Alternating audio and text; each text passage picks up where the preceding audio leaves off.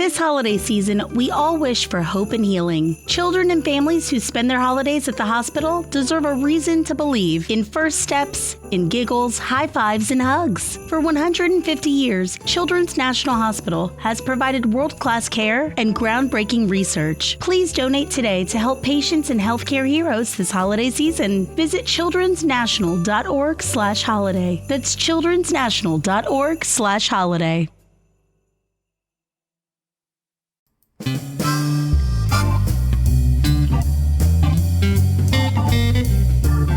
Right Night is a talk show with published authors, writers, and content creators discussing both the creative and technical sides of writing, as well as the industry surrounding it, from novels to screenplays to comics and more.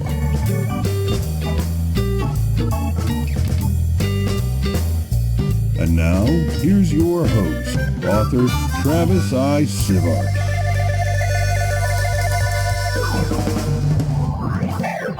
Well, thank you, Cogsley, for that incredible introduction. Welcome to Right Night. Tonight's topic is going to be personally defining success or defining personal success. It can go either way, and we'll get into that shortly. Want to let everybody know who's listening via podcast, we do have a live quasi-in-studio audience right here with us via twitch.tv/Travis Tavern Talk. And for our folks who are chatting with us, keep in mind we are recording a podcast, so we may not read all the comments that go on the screen, but we'll definitely pick out our favorites that are consisting of relevance to the topic, or at least just amusing to us. Also want to remind everybody that we are an adult show with adult language. And thank you for the applause. Here's your face. Damn it, I lost where I was. Disclaimer. Let's just move into, hey, I'm Travis Sivart, host and creator of the show, as well as author of the incredible Portal series, and just recently, Book 3 came out in the beginning of December, and I'm so thrilled with the reception of that. That is a fantasy world where people from our world, in the moment of their death, are transported to this fantasy world where they are then in a different body with a different skill set and a different life that they have to adjust to, as well as all the other stuff. Now let's turn this over here and let Aaron introduce himself. Hi, I'm Aaron Kennedy. I've been a technical writer for about 25 years. I wrote Persona Non Grata, the first of the Ships of Valor series. Currently working on the Icarus Black series set in the same universe. It's basically Harry Potter in space. Michael? And I am Michael Thompson. I am an independent author and illustrator. One of my books is Winslow Hoffner's Incredible Encounters, Folklore, Fantasy in the High Seas. Thank you. About cryptids, sea monsters, epic urban legends a few have beheld, but there's one man who's seen them all. The gallant fisherman Winslow Hoffner. And he's regaling his tales of epic adventure to a couple of journalists who discover their small harbor town is harboring incredible secrets. You can check this out and my other books on michaelthompsonbooks.com, MichaelThompson books.com. Also wanted to remind everybody that not only can you pick up these books, but you can also pick up merchandise for the podcast itself. And you can get that in various places, such as bit.ly/tavern merch. That's bit.ly/tavern merch. And I also want to remind everybody else, with those bit.ly links, you can find my books at bit.ly/travisbooks. And Aaron's books at bit.ly/Aaron Kennedy. That's AARON Kennedy, like our previous president. And 3 future presidents, but that's a good half century or more away before we start seeing that again. But anyhow, what are you guys reading, or what are you writing on? What's your project that you're enjoying right now? Let us know, either in chat or via email at rightnightshow@gmail.com, spelled just like the podcast, right, WRITE, night, NIGHT, show@gmail.com. Okay, I think I've covered all that stuff. Oh, wait, one more thing. Don't forget our other podcasts, Stealing for Survival and Talk of the Tavern. Let's go on from there. Let's talk a little bit about defining personal success, or personally defining success. Basically, success is not something defined by society, though society often demands, or we expect it, to define this for us. And I think that's a horrible thing. Now, this topic itself was actually Aaron's idea. So I want to give Aaron first chance to go on about this, and then he'll pass it on to Michael, and then Michael will pass it on to me, and we'll each throw things in between. Aaron, what were your thoughts what are you thinking here? Okay. Well, when I first kind of envisioned this one, I'm like, okay, we're writers. So when we're talking about success, we've got a portfolio of works. So our composite stuff. So Travis has written dozens of books, from his 27 Thoughts series to the Portal series to Silver and Smith and so forth, to his individual works and so forth. So each book has got success, and each series and so forth. But when you're writing something, you got to figure out, okay, is it successful? Is the series successful? And so on and so forth. I've written articles and things like that. Is the article successful? And the way I kind of do that is, what kind of feedback do I get individually? And I'm going to use my articles just as an example. I got one in Army Times and one in NCO Journal. How many likes did I get? Did I get 50 views? Did I get 100 views? Did I get 500? Whatever. It's just a number. I picked an arbitrary number and I said, hey, if I get 10, did I get 10 likes on it? It was a success. That means 10 people read it. Yeah. If I got 10 reads off of this thing that took me however long it took me to read, that was a successful article. Okay?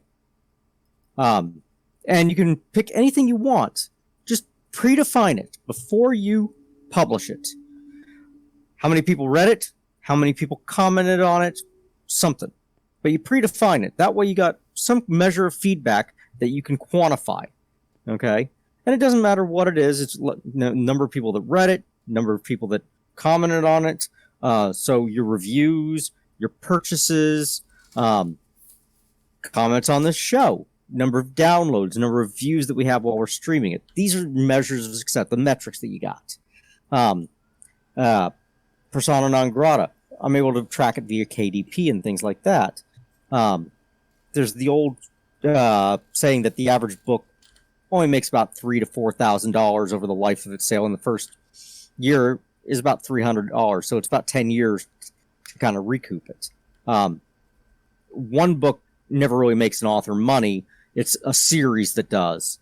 Travis is kind of a prime example of that. He's got to churn them out. The Portal series and Silver Smith are where he's going to do that. Hopefully. Hey, we're all kind of like that. My name recognition comes from my articles, not necessarily from my book. So that's kind of my thought process on that. What do you think, Michael?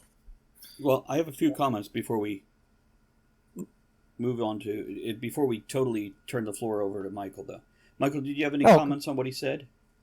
Yeah, I was gonna say, I think I liked what you said early on when you were using Travis's his personal library of work as an example.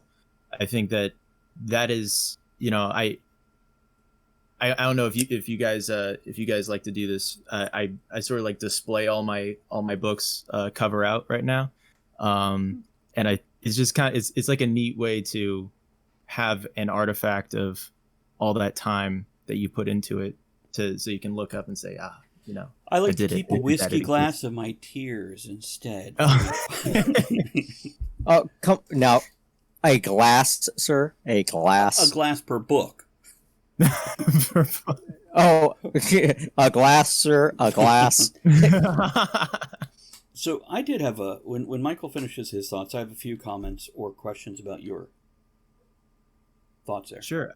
I think definitely. I mean, finishing a book in itself is a massive success, and just the internal, just the feeling of it exists now, is a thrill, because the experience of writing, you have these these images filling your head, and you're always, it's like you're working on it in the background of your mind all the time, and so to see it finally at completion, like that's the primary goal, So that's what stuck out to me. What were you gonna say, Aaron? Specifically, you mentioned how many likes and views you get on the NCO Journal, etc. And forgive me if I mix the two. Yeah, no, you're fine.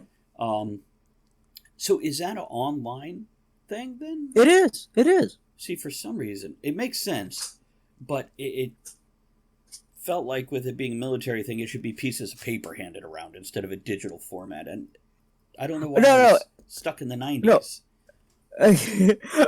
Well, no, because we're old, sir. There's that. Because the Army Times used to, once a week it would come out, or excuse me, once a month it would come out as a monthly paper. It was the Army Times just handed out. Right. It's manufactured by the same people that make USA Today. It's the Garnett Corporation or whoever makes it now. It's a monthly rag. But it's now published weekly and daily online. Yeah, I was just curious, just verifying that it's strictly digital. I also wanted to say something you mentioned about name recognition. You have a bonus boost. You mentioned I have name recognition for whatever else.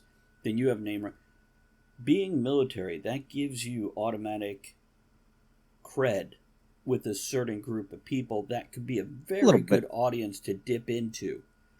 I mean, if you basically put this in the right place and say, I'm reading this long, published in this, they're going to read your fiction because they know you're going to have a mindset they can relate to. Check. And it's one of those, I never want to exploit my service. Okay?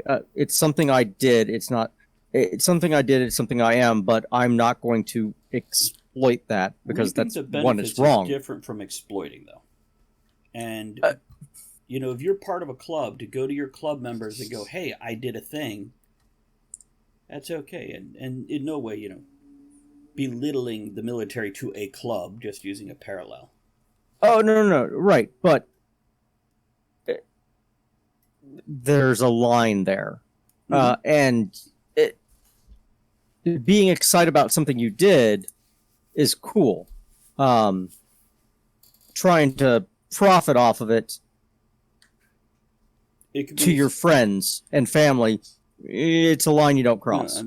To explain a little more, if you put it in your bio that you're military, blah, blah, blah, this is going to draw military people who are going to go, this is one of ours who wrote a book. I'm not saying stand on the base with pamphlets going, have you heard about our savior, Hart? No. And it's one of those, yes, it's in my bio that I was that I served in the Marine Corps.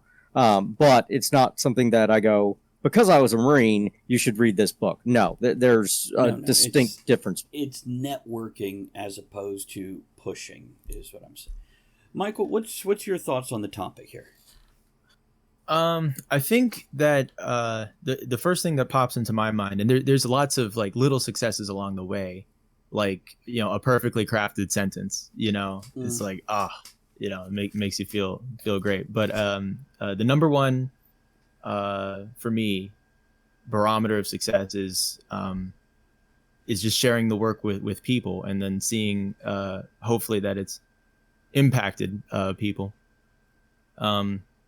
Getting it out to as many people who will adore the story and cherish the characters as much as you do is my number one way that I measure success. And I recently had just the coolest experience right before the lockdown with the Chicken Boy mural. I did, one of my best events ever so far. I went to my old elementary school, which is the place where I first created Chicken Boy. And this is my superhero series. I believe you mean Chicken Boy's birthplace. Yes, his hatching place, where the idea was hatched. And I was invited as a speaker for Read Across America. And when I got there, it turned out that they were painting their library, and they had the kids had voted on their favorite literary characters that they wanted featured on the library walls, and among the Cat in the Hat and Arthur the Aardvark and Harry Potter, they had Chicken Boy and the other characters from the first book muraled on the wall, and I was totally speechless. And so it's cool because your stories reach people even when you're not like face to face at a book signing or something like that, your book may be sitting on someone's nightstand. They may be thinking about your character right now, and so it's out there. And that's one of the best parts of releasing a book, is knowing that it's out there and reaching people. Michael, by the way, I loved your book display that you mentioned. I never realized what was in front of your computer. I keep mine in a little shelf up here, but I love that concept. In front of me, I have pictures of people at conventions I've gone to conventions with. Oh, cool. Yeah. And I'm like, maybe it is time to switch that up and put, I don't know. But also, I remember when you first told us the story of that mural, and if I remember, I got teary-eyed, because that is just a beautiful damn thing. And I know you had other people come up to you during conventions and talk about how your different books have influenced them. Yeah, it's cool. I mean, having people return. I even had there was so Chicken Boy came out a long time ago. Chicken Boy was my first book that came out 13 years ago, and I had a reader return to a book signing that I was doing at a used bookstore, and I had, obviously all my other books there now, but he remembered Chicken Boy, and he saw it he was there with his mom. He was 17, and he's like, oh, no way. And so they came over, and he's like, dude, I remember your book from my elementary school. You came to my class, and he's like, I love Chicken Boy, this and that. But he never got the first book. He had books 2 and 3. And then he wanted to get the first book, and he said, oh, can we get this? And his mom's like, you want a kid's book? He's like, yes. And then he puffed out his chest, and he was really, really tall. And he's like, I'm 17 and I love Chicken Boy. And it was like, I remember. I remember funny. this story, and if I'm not mistaken, he was one of the first people you asked if you wrote Chicken Boy 4, would he buy it? And he was part of the reason you wrote Chicken Boy 4. Yeah, that was part of the reason, because I was having just sort of like the feeling to revisit that series, because I had taken a break to write World of the Orb and then Winslow. And I had that experience, and I also had some because I do the school talks, and so I had some new readers, and there was sort of new life coming into it. And also, when you release a book, it breeds success or it invites success for your other books. It makes them new again, like that library we talked about. Because portfolio. The portfolio. So someone reads your book, and then they see, oh, what else does this person have? And when I started asking, when I saw these Chicken Boy fans, I started seeing a few back to back. I saw him. I saw another person at a Christmas market, and I asked them. I said, if I wrote Chicken Boy 4, would you buy it? And they all said yes. And I said, okay, that's really cool. So, you can get the returning audience as well as the new audience, and it can turn the wheel, and keep the world of the book alive. What do you think, Aaron? Any thoughts on all that before I go on? The big thing is success is incremental. It's published, number one piece, to, oh wow, I every week after this show or before we start the show, I log on to my KDP. I don't think about it until we start doing the show, because it's not that big of a deal.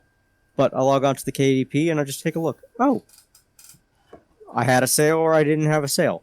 This show is really the honest hey, look, I had another sale. Last week, right around, I think it was November 10th. I typically have one around Memorial Day and around Veterans Day. I do a little charity event tied in with Veterans Day and Memorial Day for Persona non grata, for those tying back to military stuff. But I had a sale running at that time, or I had a sale on that day. Happened to get one. Military folks tend to look for military books on those days. Had a sale. It's incremental. I always feel good when I have a sale of the book. Had a boost of friggin' likes on the 2 articles as well. It's kind of cool. Yeah. You get a little boost of adrenaline. Helps. Okay. And I will be Travis? reading comments shortly here, guys, so give me a moment. There is one comment I want to read before I give my thoughts on this is, Michael, it's kind of a feedback on what you were saying. Joe says, "Oh my God, the perfectly crafted sentence." And I think that sentence in itself says a lot. This is something in the books that I'm reading, specifically Michael Sullivan, who writes the Riera Chronicles, and really I can't remember their names. 2 authors, 1 pen name, writes the Expanse series. Both of them have just 10 or 12 perfectly crafted sentences in a single novel. Well, they don't necessarily stick with me, but they give me that moment of, oh, that was beautiful. Oh, yeah. And it's one sentence. It's not the whole scene. It's the one sentence that makes that scene. And it is beautiful. And one day I hope to gain that skill, because I don't often get it for myself. On occasion. But my thoughts on this... Go ahead. Terry Pratchett does that with some of his comedic stuff. Build a man a fire, you'll keep him warm for a day. Set a man on fire, you'll keep him warm for the rest of his life. There is... That's pretty good. And you never know how a reader will take your work and like a sentence that you may not have even remembered writing. It may be just a perfect sentence to your reader. Okay, so my thoughts on the topic is personal success. Defining your own personal success. I define it in layers. It's a pyramid. Mm-hmm. It's a scheme. It's a pyramid scheme. When I am writing, it is what am I writing that day? And then it's when did I finish that chapter or that act or that book? And then it's a separate thing, a separate success to do the first edit and clean it up and send it to the editor. And then it's another success when I get it back and I do the final cleanup. Then it's a new success when I publish it. And then I want to tell you I put it down and I walk away and go to the next thing. But I don't, because I hover over KDP for the next 2 weeks like a vulture waiting for something to die that I can eat. It's ramen, because they're small successes. That's right. It's more like when the cats knock a spare piece of food out of his bowl and I can... At Capella University, you're in control of your education. With the game-changing FlexPath format, you can set your own deadlines and move at your own pace. The faster you move, the more you save. Visit capella.edu to learn more. Everybody needs just the right amount of fuel to get going in the morning. For some, a nice McDonald's egg and cheese bagel is just enough to do it. Others might prefer a McDonald's bacon, egg, and cheese bagel. Or perhaps a sausage, egg, and cheese bagel. And there are those where nothing will do but a hearty McDonald's steak, egg, and cheese bagel. 4 different breakfast bagels to get you going. Tomorrow morning, give your engine a head start at participating McDonald's. Ba-da-ba-ba-ba. Get to it before they do. Apparently they knock a lot of food out of their bowl from my shape. But so what I'm saying is, and this is going to relate to, I'm going to go read everybody's comments now, because a lot of what the chat is saying relates to what I'm saying. Joe said, it seems like success varies from writer to writer. Even if you never get published, finishing your work could be a big success. I know it's a success for me, but also being able to write about your fears or flaws in a way that allows you to face them or overcome them could also be a kind of success. Witch's Door says, I'm successful that I finish a chapter of fan fiction in a month. Absolutely. She says, I told a co-worker at Starbucks I wrote a book, self-published it, and it may not sell any, but if it did, she said, you should be proud that you were dedicated enough to finish a book. And that's true. That is definitely a success. Witch's Door says, being successful is basically, and Joe backed this one up, being successful is basically just making yourself proud of what you do, which us writers don't do as often as we should. And then she adds, it takes a lot of time, effort, and suffering to write anything close to a novel. We don't give ourselves enough credit. People often go up to writers and say they write like crap, and successfully published authors go, then write crap, because crap can be edited. You can't edit nothing. I had a very long conversation with somebody. I stream my writing, and somebody who came in yesterday, this was like a 4-hour conversation where we said the same 10 things over and over, which was basically that. Stop talking, write. Because, and my current book that I'm working on, those first 6 chapters, I was not in the right headspace or whatever, but I wrote them. And now I'm pretty much rewriting them, almost like each chapter, breaking it down, redoing it, adding things. In the first 6 chapters, I added over 2,000 words because I pulled a lot of stuff out and put better stuff in. It's almost like I had the skeleton and I'm fleshing it out now. Yeah, because it does feel like that.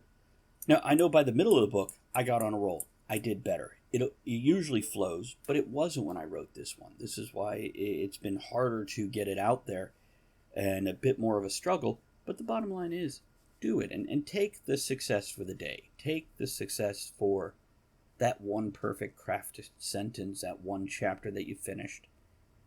Or somebody else going, hey, I like that.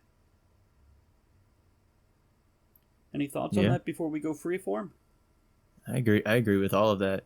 You know, setting those incremental successes, the perfect sentence, the perfect paragraph, a really good day for productivity, a great week for productivity, and so on and so forth.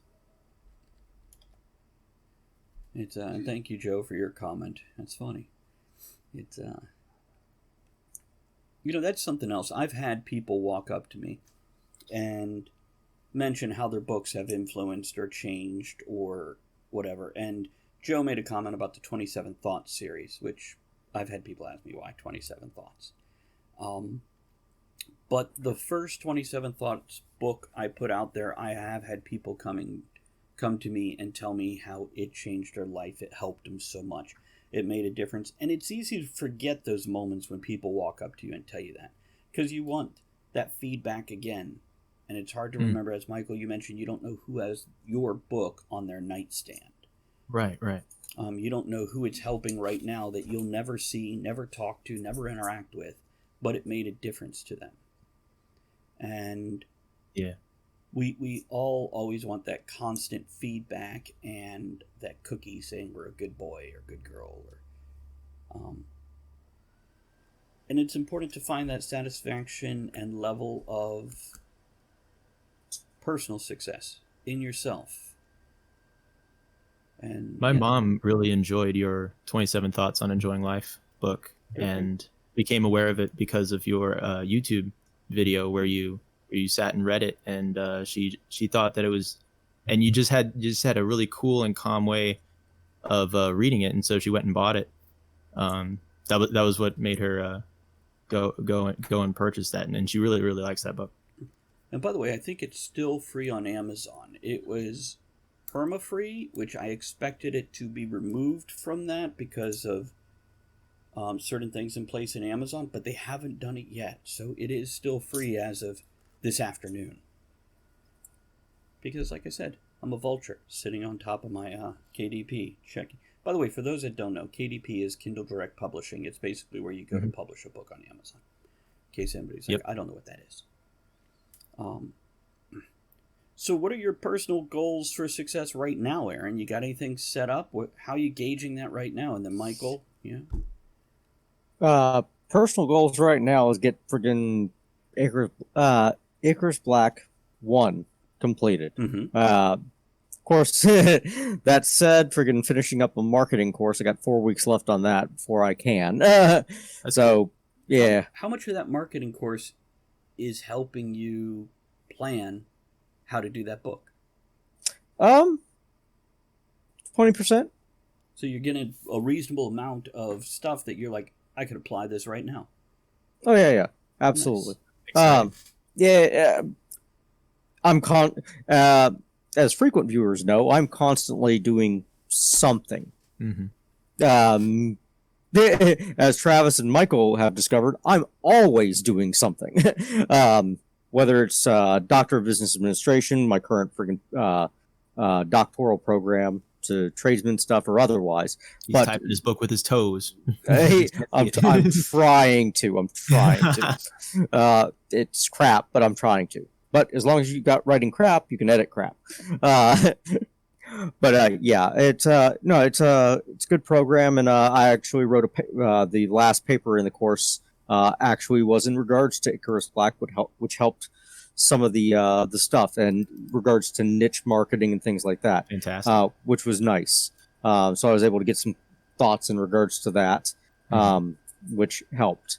Being part of the Right Knight community and the greater friggin' Travis Tavern Talk community has also been extremely beneficial, because my social network helps here in many regards, because I can spitball things and I can think things through better as to how I'm building the universe and the characters and so forth. Right. That's awesome. It's and I really expect you to jump out of the woodwork at some point in time and point at marketing things as I'm doing things. Yeah. No pressure. Right Neck community. I love the sound of that. Yep. That feels so cool. Nah, but Icarus Black 1's my major goal here. The big thing is around January, I've got a week-long vacation, another one in April, 2-week vacation. That's where the real push is going to be. I should be done with Icarus Black 2 right around that time. Awesome. Now, with those, are you doing all at once and publishing one at a time, or are you going to publish them as you write them? Probably going to publish 2 of them at once, and then freaking try to work through 3 and 4 at the same time. Okay. Interesting. Yeah, just for that one, don't publish them exactly at once. Publish them at no. 3 weeks apart. Yep. Yeah. I'm doing a similar thing with my Winslow series right now. I finished 2. It's at the editor, and 1 beta reader, just to double check stuff that he's already looked at. And I broke ground on Winslow 3, which is big news. Yeah, so it's really cool. And started with a lot of research, which is fun researching cryptids and urban legends and stuff, and then just spending a lot of time mentally with the characters and thinking and pacing. But and then I hear it's 100% giraffes. Those aren't real, even by cryptozoological standpoint. Which, by the way, have you guys watched I think it's a Hulu series, might be Netflix. No, it's Disney Plus. The House of Owls, or the World of Owls, or Owl House. Owl House is what it's called. I have not. The cartoon? Yes. It's absolutely great, yes. Yes, I believe Aaron mentioned it, and another person on Stealing for Survival mentioned it. So Andrea and I watched the first episode. In that first episode, the main character is taken out of our world into a fantasy-type world when she's being shipped off to, boring camps, so she stops being weird and creative and crazy. And when she's in that world, there's a bit of exposition where the secondary character is telling her about this world. We have fairies, we have dragons, but giraffes, we kicked them out. They were just too weird. We got to put a giraffe on a t-shirt at some point. I got Andrea a t-shirt that says, "I love giraffes and tacos," and it's just got a big giraffe head on it. I like it. Yeah, so I finished that, and I've moved on to Winslow 3, and I'm doing the Anchor series thing. I want to get it all done. So my personal goal, and we'll see if I can do this. I think I can. I hope I can. I want to get the first draft of the 3rd book done before the end of this year. And I'd like to be at least 1 book ahead of myself, right. As I put out one, have one in the queue, ready to go. So what is your goal structure to remind you that you're successful when you're not in the publishing stage? So right now you're in a planning stage. The other one's with the editor, and you say you want it done before the end of 2020. Written, yeah. I'm guessing before 2020, not published. Yeah, the first draft written. Yep. So you're going to have to illustrate as well. What is your writing pacing? I think that the thing that typically works the best for me is it's kind of arbitrary, but just to put it on the calendar and say by this point I want to be at this point in the story, and fill up those blocks with the milestones, the story milestones, Mm-hmm.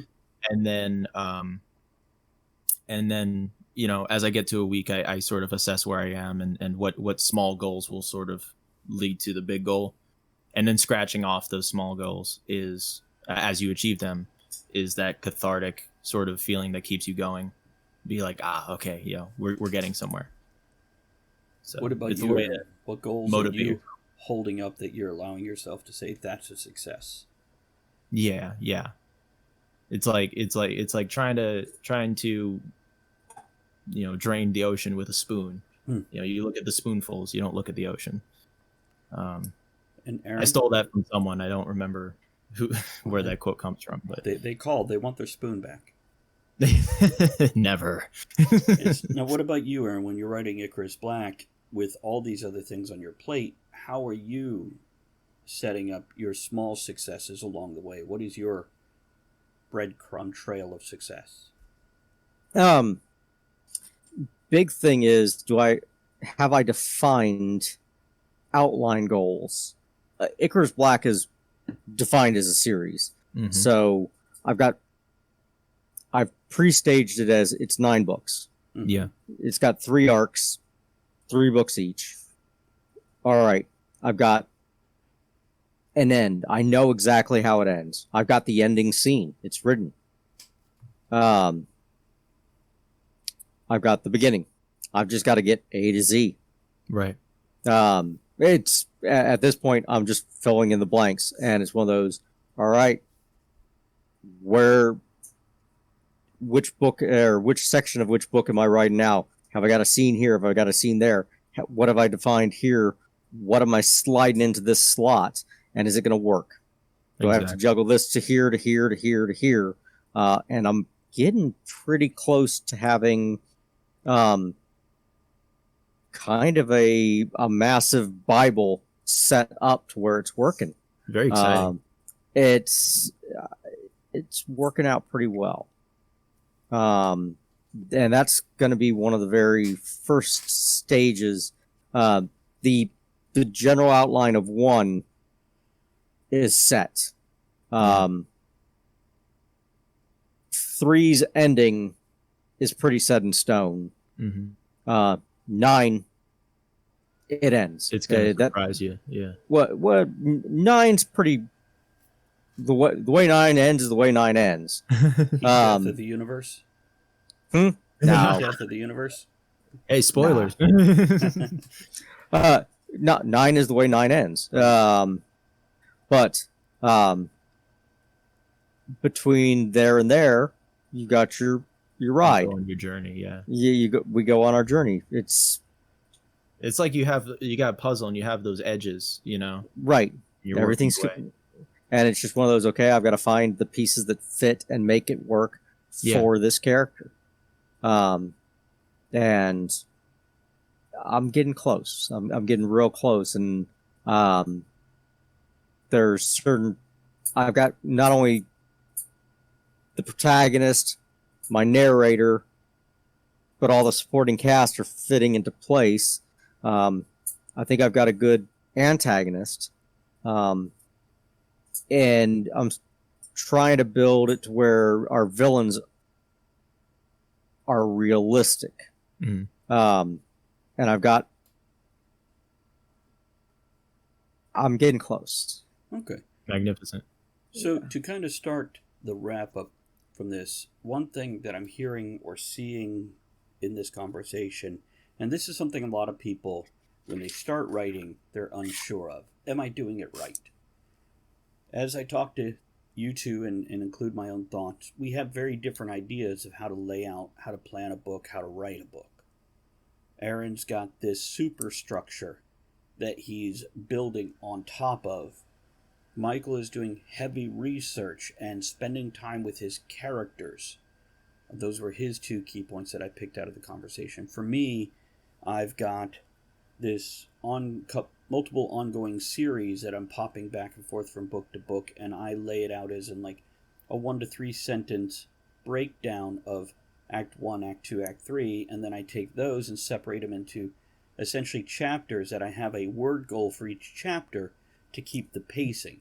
Now in editing, I definitely go over any word goal. It's a minimum word goal, not a maximum. So I don't mind filling a chapter a little more. And that's how I work. So they're all very different techniques and styles, and that's what I think a lot of people who are just starting need to remember. It's okay to do it your way. There's not a wrong way to do it as long as you're doing it. And beyond that, with the personal successes, is remember the small successes.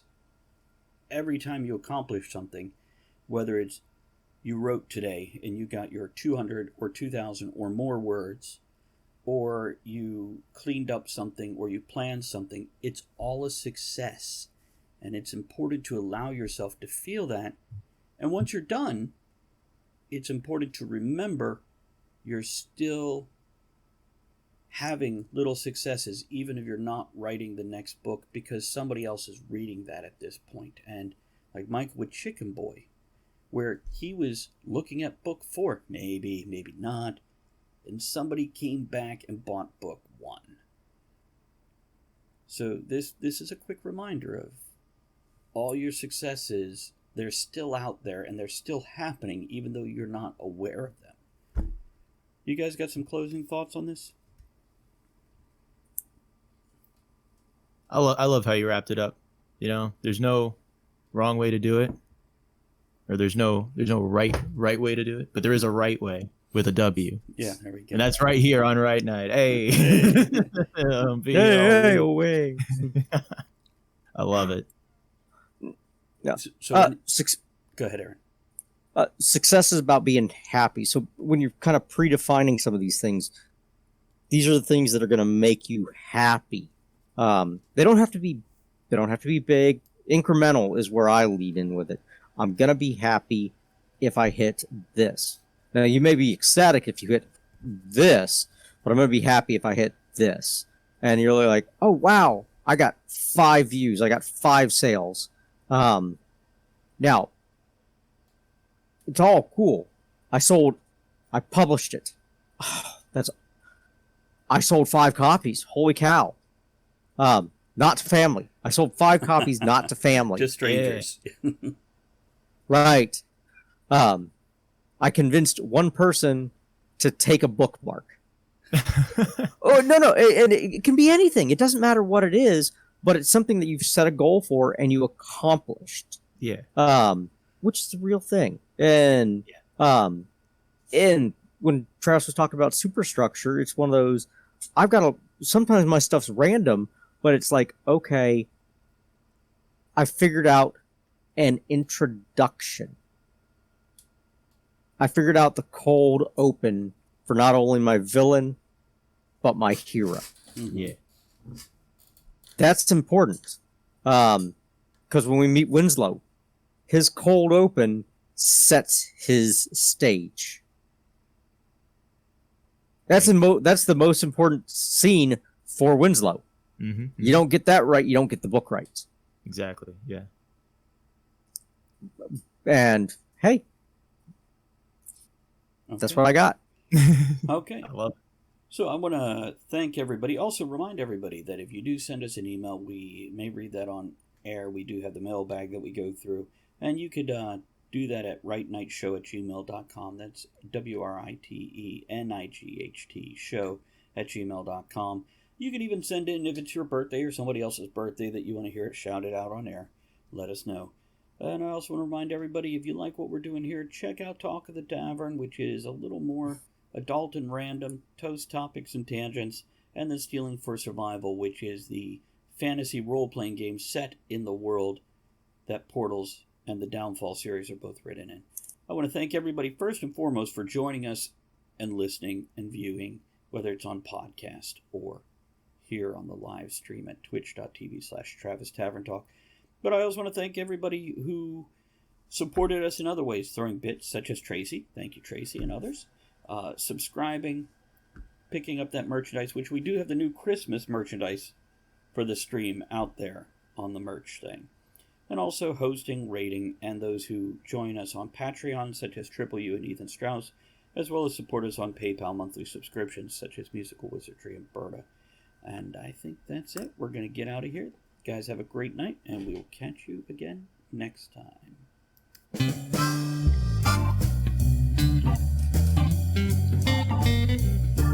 Thank you for joining author Travis I. Sivart and the other writers, content creators, and all-around amazing people for our discussion here on Right Night.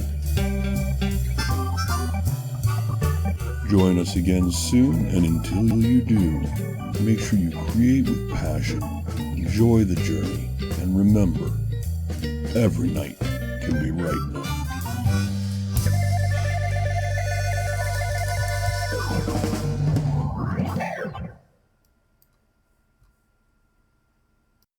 At Capella University, you're in control of your education. With the game-changing FlexPath format, you can set your own deadlines and move at your own pace. The faster you move, the more you save. Visit capella.edu to learn more.